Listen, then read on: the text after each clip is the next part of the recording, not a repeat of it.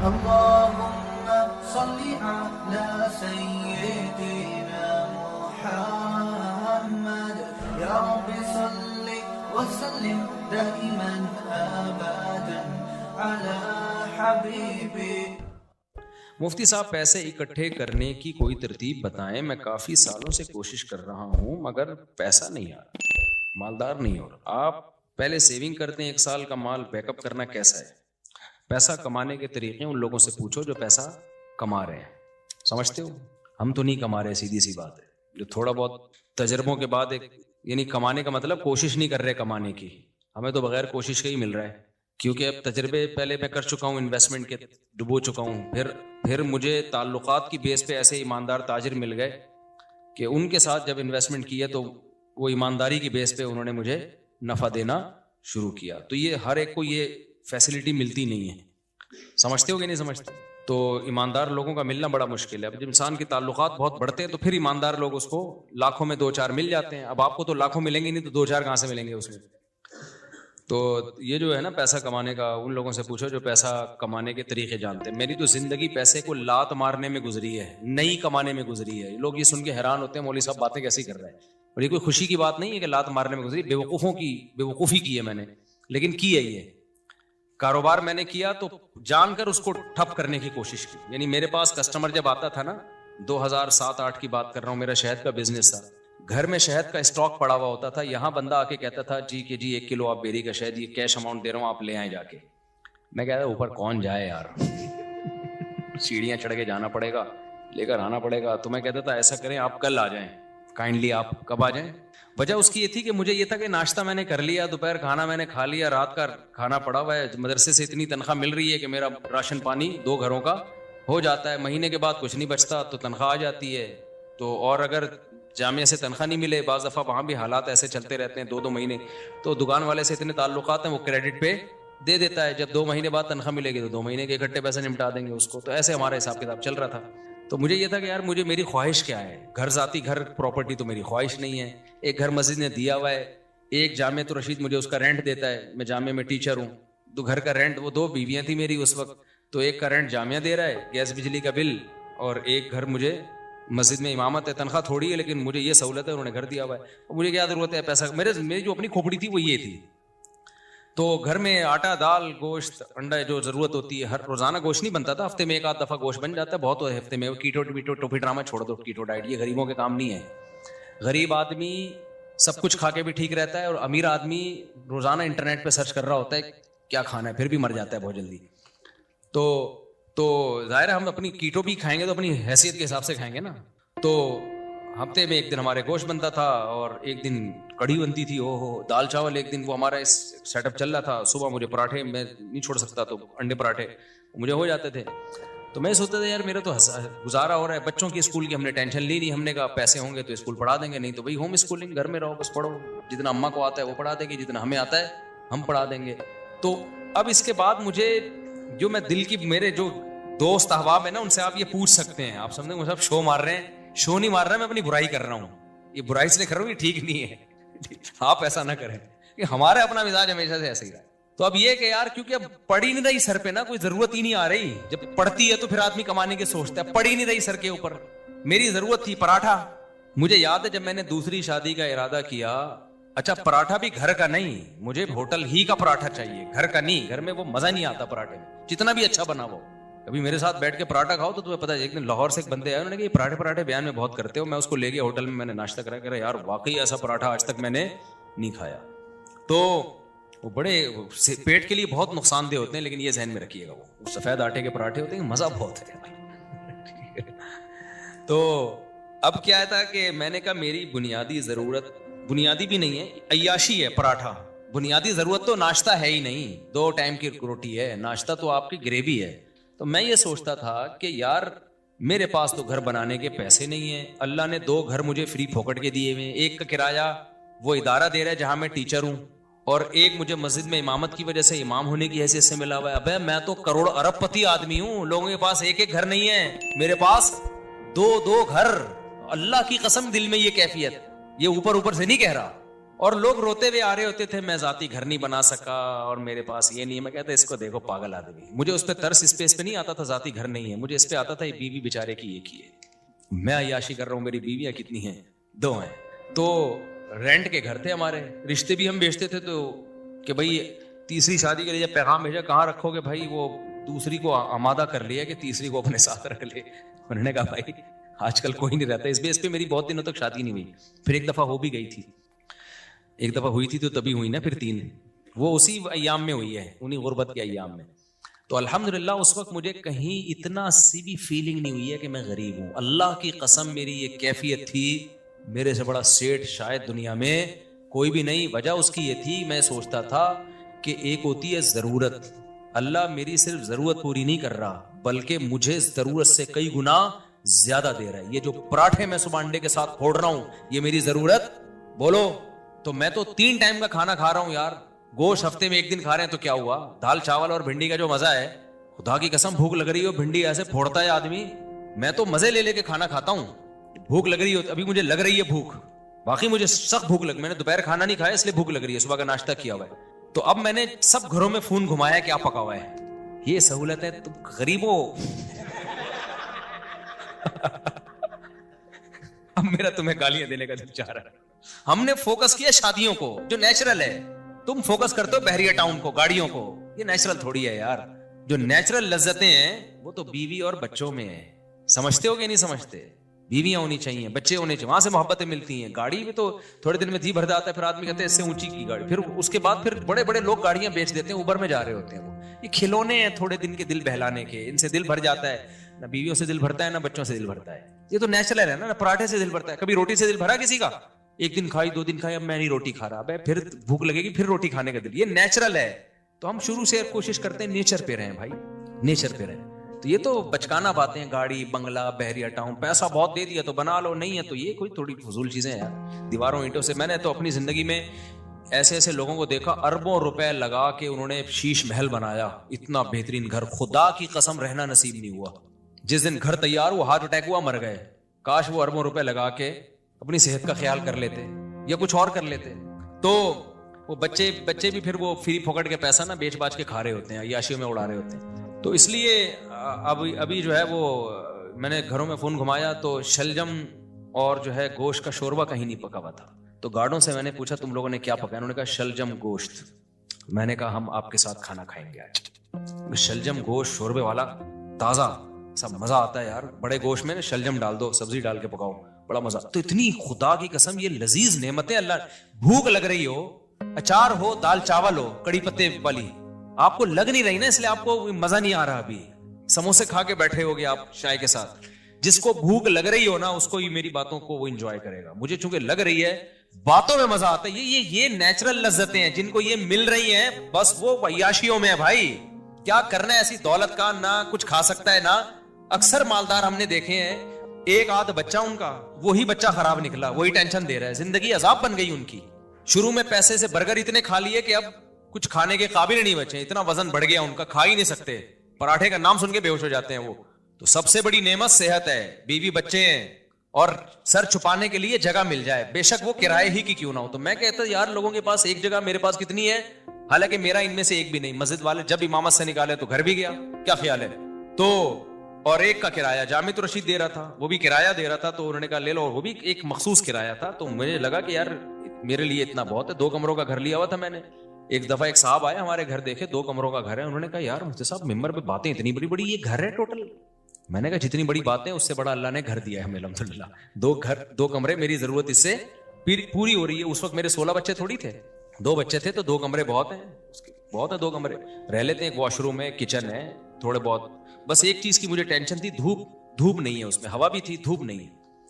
تو وہ ایک ٹینشن تھی. تو میں کہتا تھا یار اللہ نے ساری عیاشیاں دی ہوئی ہیں, تو ایک تھوڑی سی اگر ٹینشن دے دی تو کیا ہے, دھوپ کا انتظام نہیں ہے, کیونکہ سن لائٹ میرے لیے, میں نہیں بغیر دھوپ کے بغیر گزارا ہوتا. تو پھر وہ یہ بڑی ایک ٹینشن ہوتی ہے انسان کو. خیر, تو میں جب دوسری کی سوچ رہا تھا نا, تو میں ناشتے نہیں مجھ سے چھوٹ رہے تھے ہوٹل کے جو خاص قسم کا پراٹھا. تو مجھے یاد ہے میں نے اپنے دوست کے ساتھ پلاننگ کی, یار میں دوسری شادی کر رہا ہوں, میرا خرچہ بڑھے گا, مجھے یہ ہوٹل کا پراٹھا چھوڑنا پڑے گا. آپ اندازہ لگا رہے ہو غربت کا. لیکن میں غریب, نہ اس وقت سمجھتا تھا نہ اب, اور حقیقت ہے ہم کہاں خسے غریب ہیں بھائی. میں نے کہا یار یہ مجھے قربانی دینی پڑے گی کیونکہ اب میرے خرچے ڈبل ہو جائیں گے, تو مجھے اب یہاں سے کیا کرنا ہے, یہ عیاشی جو ہے نا, عیاشی پٹھان ہوٹل کے جا کے پراٹھے پھوڑو, یہ عیاشی مجھے چھوڑنی پڑے گی. لیکن اللہ کی قدرت ایسی ہوئی کہ وہ بھی نہیں چھوڑنی پڑی. آپ جیسے جیسے شادی کرتے ہیں, بچے ہوتے ہیں, آپ کی سورس آف انکم بڑھتی چلی جاتی ہے, کم نہیں ہوتی ہے, تو کم ہوتی نہیں ہے کسی قیمت. اب میری سورس آف انکم پھر کہاں سے, آسمان سے پیسے برسنا شروع ہوئے. میرے ساتھ ایسے ایسے معاملات ہوئے ہیں کہ میں تو بتا رہا ہوں نا, کاروبار شروع کیا تو یہ بزنس ہو رہا تھا میرا, میں بیٹھا ہوا ہوں جی شہد چاہیے, ابے اوپر کون جائے گا شہد لینے کے, کیوں میری ضرورتیں پوری ہو رہی ہیں, مجھے لگ رہا ہے یہ بزنس کیا ہے, غریبی ہے. اگلے دن آ رہے ہیں انکل بھائی اب تو لے آؤ, پھر اگلے دن گیا میں شہد لایا, چلو یار لے لو بھائی. اس طرح سے ہمارا شہد بک رہا ہے, اس سے جو پروفٹ ہو رہا ہے وہ بھی اتنا ہونا شروع ہو گیا, لیکن اتنا نہیں ہوا کہ کسی کے بزنس میں جو باقاعدہ. تو مجھے پھر اب تو چونکہ میرے مالی حالات اور اچھے ہو گئے الحمدللہ, تو پھر مجھے لگا کہ یار اچھا, پھر میں نے نکاح جب رجسٹریشن, میں نکاح فری میں پڑھاتا تھا, پیسے نہیں لیتا تھا, مجھے عجیب سا لگتا تھا نکاح پڑھا رہے آدمی پیسے لے رہے ہیں اس کو. لیکن کیا ہوا 4-6 دفعہ مجھے اندازہ ہوا کہ بھائی یہ نکاح کا نامہ, نکاح نامہ بیٹھ کے فل کرتے رہو, نادرا سے وہ لوگ بھی پیسے مانگتے ہیں, نادرا سے رجسٹریشن کرواؤ اس کی, اچھا خاصا ٹینشن والا کام ہے. یا تو میں پابندی لگا دوں, میں کسی کا نکاح نہیں پڑھاؤں گا, یا مجھے کوئی بندہ رکھنا پڑے گا. پھر میں نے بندہ رکھا کیونکہ میرے پاس بہت زیادہ لوگ آ رہے تھے نکاح پڑھوانے کے لیے. اچھا اس کام کے لیے مجھے نکاح رجسٹرار بننا تھا. لوگوں نے کہا مفتی صاحب آپ نکاح رجسٹرار بن جاؤ, اس میں بڑے پیسے آئیں گے. میں نے کہا 1 سال تک مجھے یہ توفیق ہی نہیں مل رہی کہ میں جاؤں آفس کہ مجھے سرٹیفکیٹ دے دو قاضی کی نکاح رجسٹرار کا. ہلا ہی نہیں جا رہا کیونکہ ضرورت نہیں ہے نا, پراٹھے چل رہے تھے اسی حساب سے, تو میں کیوں جاؤں. پھر میں نے کیا کیا, ایک قاضی نے مجھے, ایک نکاح رجسٹرار نے کہا یار آپ میرا فارم لے کے پڑھا آپ دیا کرو, فیس لے کے مجھے دے دیا کرو آپ میں رجسٹر کر. تو میں نے ایسا کرنا شروع کیا, 6 مہینے میں نے ایسے کیا. ایک نکاح رجسٹرار آئے, انہوں نے کہا میرے پاس پورا سیٹ اپ ہے, پڑھا آپ دیا کرو, ڈاکومنٹیشن میں کر دوں گا, پیسے کس کو دے دیا کرو. تو میں نے پیسے لینا شروع کر دیا, ان کو دینا شروع کی. تو محنت ہو رہی تھی نا بیچارے کی, نکاح بھرنا بھی ہے اس نے. ایک دن کیا ہوا, جو یونین کونسل میں ہوتے ہیں نا, جو نکاح رجسٹریشن کا سرٹیفکیٹ دیتے ہیں, وہ خود میرے پاس چل کے آ گیا. اس نے کہا مفتی صاحب آپ کے نام سے, آپ کے سائن سے اتنے نکاح ہو رہے ہیں, تو آپ خود نکاح رجسٹرار کیوں نہیں بن جاتے. میں نے کہا یار مجھے یہ وہاں چل کے جاتے ہوئے بہت ٹینشن ہو رہی ہے کہ کیونکہ مجھے جس چیز کی ضرورت نہ ہو نا, مجھ سے وہ کام ہوتا نہیں ہے, تو اب میری ضرورتیں پوری ہو رہی ہیں. انہوں نے کہا آپ ادھر ان کو اتنے پیسے دے رہے ہو, خود رکھ لو, وہ کچھ اپنا رکھ لو, کچھ اپنے اسسٹنٹ کو دے دو کچھ. تو میں نے پھر یہ کیا کہ میں نے کہا بھائی میرے پاس ٹائم نہیں ہے. وہ خود گھر پہ آ کے سارا کام کیا, سرٹیفکیٹ پکڑا کے چلا گیا نکاح رجسٹرار. میں نے کہا اسٹیمپ تیرا باپ لگائے گا اس پہ, میرے پاس تو ٹائم نہیں ہے. اس نے ٹھپے لگے ہوئے نا پہلے سے, آپ پر اعتماد ہے, آپ مس یوز نہیں کرو گے. پھر میں نے ایک اسسٹنٹ رکھا, میں نے کہا نکاح کہ ساری ڈاکومنٹیشن تیرے ذمہ ہے, تو میں فیس لے رہا ہوں ان کو دینے کے لیے, پھر ظاہر ہے مجھے بھی بچتی ہے. تو اب اتنا بھی استغنا ٹھیک نہیں ہے نا, اتنا بھی شو مارنا ٹھیک نہیں ہے کہ جب کچھ ہو ہی نہیں رہا تو پھر جو رزق آ رہا ہے تو آنے دو. پھر ہم نے اس کی فیس رکھ دی, ہم نے کہا ٹھیک ہے بھائی اتنا تیرا, اتنا ٹائم تو لگ رہا ہے نا. یہاں جا کے پھر یہ وہ اتنے نکاح آنے شروع ہو گئے کہ انڈے پراٹھوں سے ہم تھوڑا آگے, ہم نے کہا فری پھوکڑ کا آ رہا ہے بھائی. اچھا خیر, پھر بھی اتنی فیس نہیں ہے جتنی لوگ لے رہے ہیں. میں اپنے نام کی فیس لینا چاہوں نا, جو اللہ نے ٹوٹی پھوٹی ہم جیسے نالائقوں کو شہرت دے دی, تو اس اسٹیج پہ پہنچنے کے بعد قاضی کی فیس 1.5 لاکھ 2 لاکھ ہوتی ہے. ہماری فیس اس سال 10,000 ہوئی ہے, سمجھ رہے ہو. اور اس میں بھی لوگوں کو کہا ہوا ہے کہ کوئی بھی ایک دفعہ کہہ دے کہ میرے پاس نہیں ہے تو دوبارہ اس سے پوچھنے کی ضرورت نہیں ہے. یہ نہیں اس کے کہ تو آئی فون لے کے کیسے گھوم رہا ہے جب تو کم بخت 10,000 نہیں دے سکتا, یہ تیرے پاس یہ موبائل کہاں سے, یہ نہیں. اس کو میں نے اسسٹنٹ کو بتایا جو ایک دفعہ کہہ دینا کہ نہیں دے سکتا, دوبارہ پوچھنے کی ضرورت بولو نہیں, فری میں پڑھائیں گے.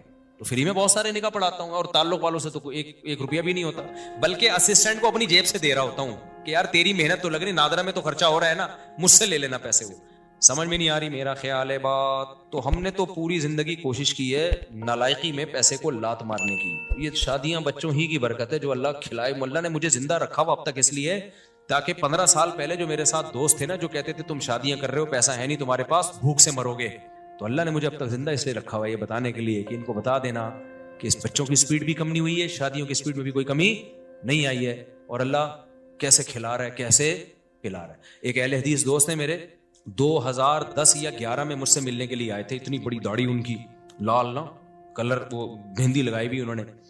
میری 4 شادیوں والی کتاب پڑھی انہوں نے. ابھی میرا کل ان سے فون پہ, پرسوں ان سے فون پہ بات ہوئی ہے, اس لیے میں یہ واقعہ سنا رہا ہوں.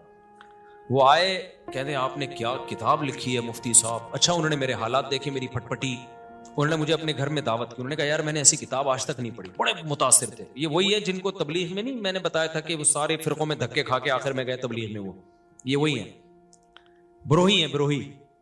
تو بلوچستان سے ان کا تعلق ہے. انہوں نے میری گھر میں دعوت کی, میں اپنی پٹپٹی پہ گیا.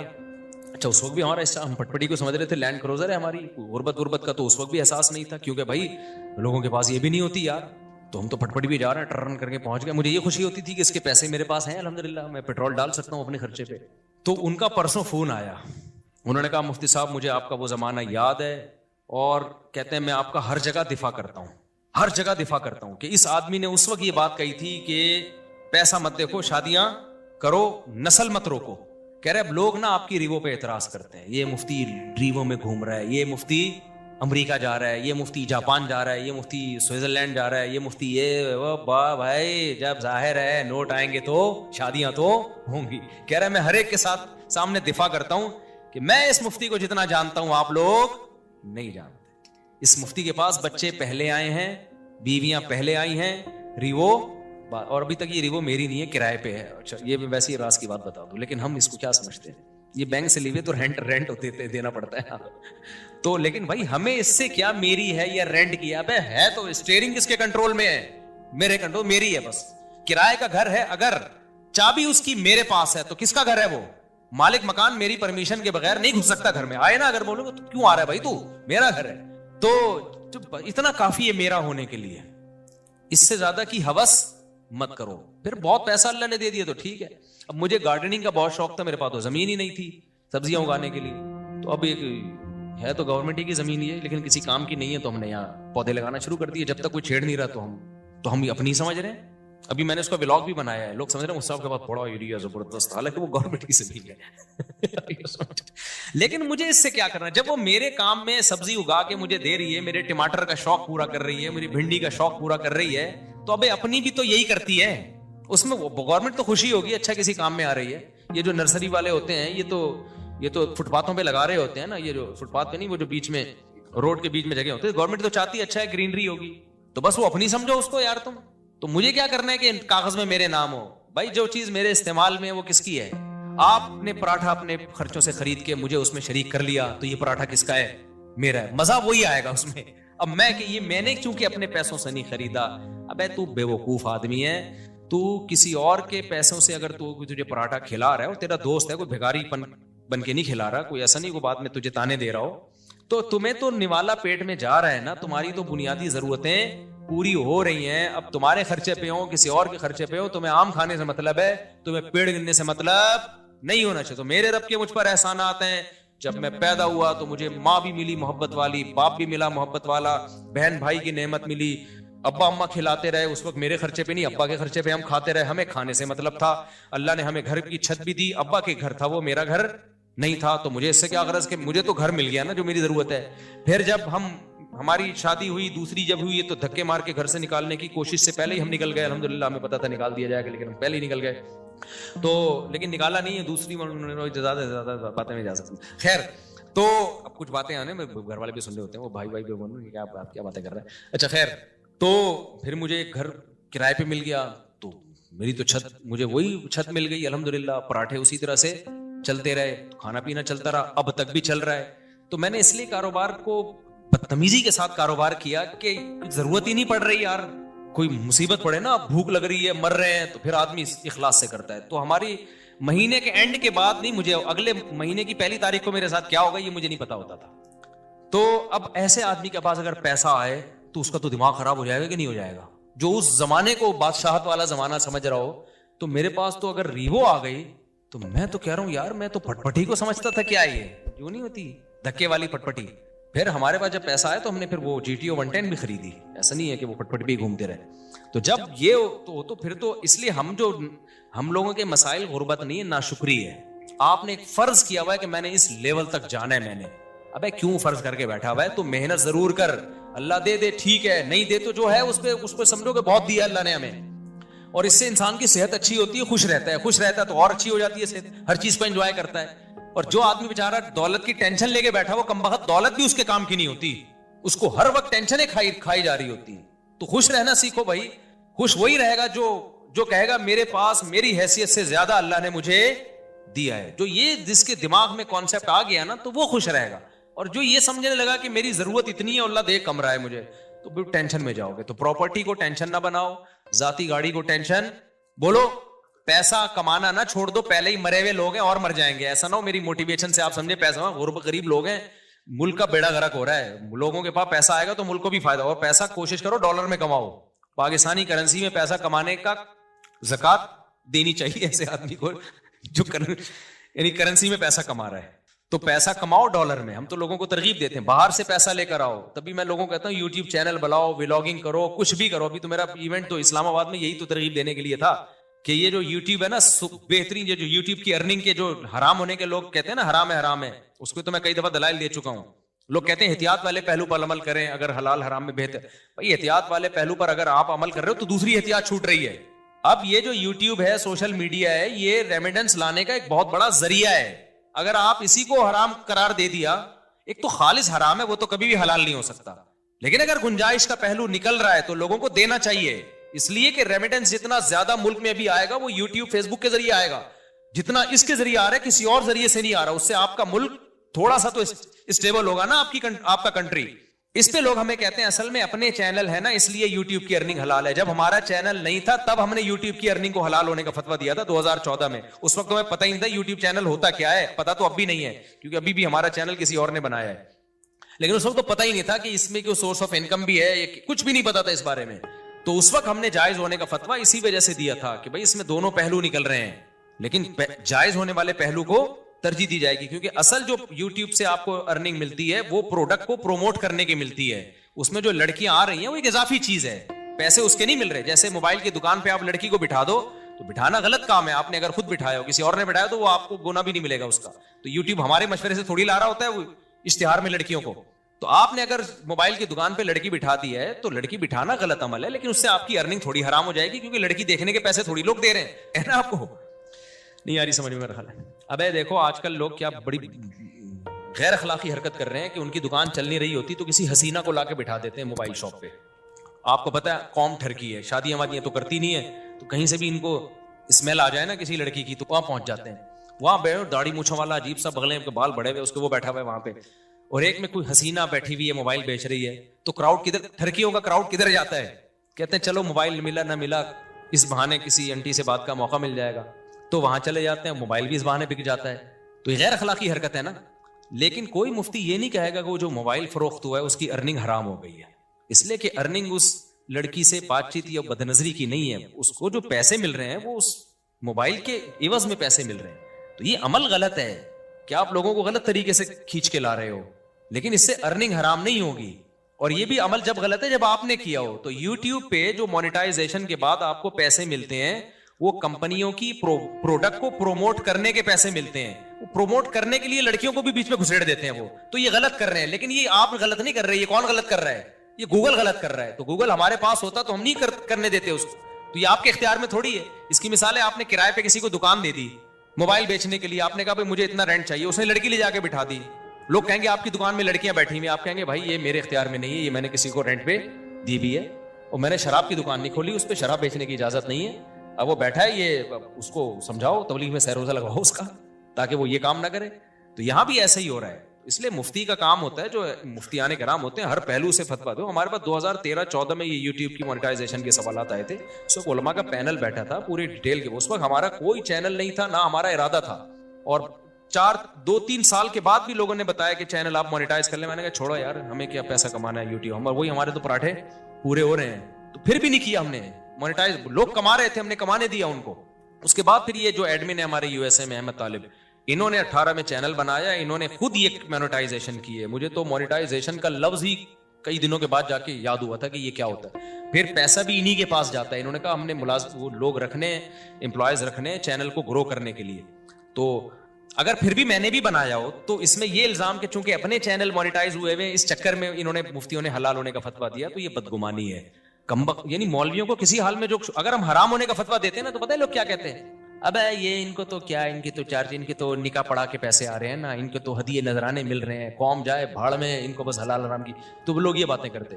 حلال ہونے کا فتویٰ دیا, اصل میں اپنے چینل کھل گئے ہیں نا ان لوگوں کے, اس لیے یہ کر رہے ہیں. تو وہی ہے ملامتی فرقہ ہے مولوی تو کسی حال میں, اور کچھ مولوی ایسے ہوتے بھی ہیں, 2 نمبر بھی ہوتے ہیں, لیکن ہمارے ہاں جو فتویٰ دیا گیا ہے وہ اس کسی لالچ کی بیس پہ نہیں دیا گیا. اور میں اور مزید آپ کو ایک احتیاط, ہم نے فتویٰ دیا اس کی مونیٹائزیشن کے جواز کا, لیکن جب ہمارے ایڈمن احمد بھائی نے میرے چینل کو مونیٹائز کیا ہے نا, تو میں نے کہا اس میں دوسرے علماء سے بھی فتویٰ لوں گا, اپنے بارے میں اور احتیاط کروں گا.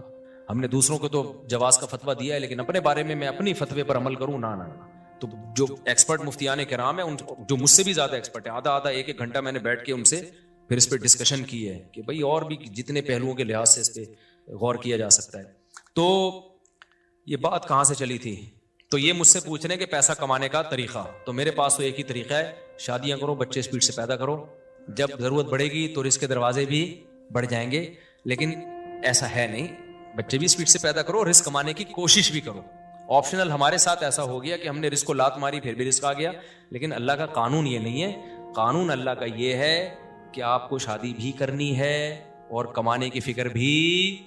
میرے ساتھ شاید اس لیے بھی ہو گیا ہو کہ ہم تو دین کی خدمت کے لیے میں نے وقف کیا اپنے آپ کو کہ یار ہم ساری زندگی دین کی خدمت کریں گے, تو شاید اللہ کی کوئی رحمت ہو گئی ہو کہ چلو یار ایک بندہ دین کی خدمت میں لگا ہوا ہے, اور عبرت کا نشان نہ بن جائے کہیں 4 شادیوں کے بعد سارا فلسفہ ہی دفن ہو جائے شاید. اور یہ بھی ڈھیل بھی ہو سکتی ہے اللہ کی طرف سے, استدراج بھی, کہ اللہ تعالیٰ میرے کسی عمل سے ناخوش ہوں, اللہ بچائے ایسی بات سے. لیکن بہرحال اللہ کہ ٹھیک ہے ابھی کھا لے بیٹا, تجھے پکڑوں گا میں, اللہ بچا کے, یہ بھی ڈر لگتا ہے ہمیں. تو یہ بہت سارے ہو سکتے ہیں, لیکن جو شریعت کا اصول, قاعدہ اور ضابطہ ہے کہ جیسے نماز پڑھنا فرض ہے, رزق حلال کمانا اور اس کی کوشش کرنا بھی اسی طریقے سے فرض ہے. تبھی میں ان دنوں میں بھی تعریف کے طور پر یہ باتیں نہیں کرتا تھا, میں کہتا یار یہ میں نالائق ہوں, مجھے کرنا چاہیے, جو میرے بچوں کی اسپیڈ اسی اسپیڈ سے پیدا ہو رہے ہیں تو مجھے ان کے فیوچر کی فکر کرنی چاہیے, کچھ کاروبار کرنا چاہیے, کچھ جو ہے نا کمانے کی فکر کرنی چاہیے. تو یہ فکر کرنا فرض ہے. ایسے توکل جائز نہیں ہے کہ ہاتھ پہ ہاتھ رکھ کے بیٹھے رہو, چونکہ پراٹھے کا خرچہ پورا ہو رہا ہے, تو کل جب غربت آئی نا تو پھر بہت بڑی مصیبت کھڑی ہو جاتی ہے. 4 بیویاں مل کے تمہیں چترول لگائیں گی پھر صحیح بات کہ دکان پکوڑوں کی اور باتیں